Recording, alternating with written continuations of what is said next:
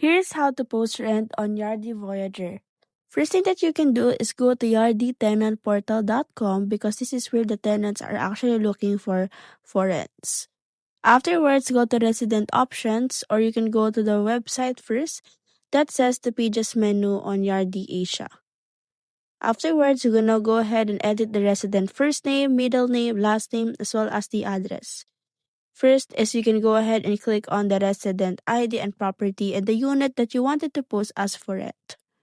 Below you will see there the list information, so what you need to do is to fill in the necessary details on the place that you are going to rent with.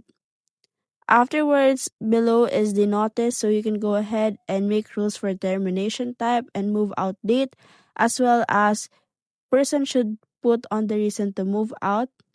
And then afterwards, after putting the necessary details, you can now go ahead and click on save and the rent will be posted.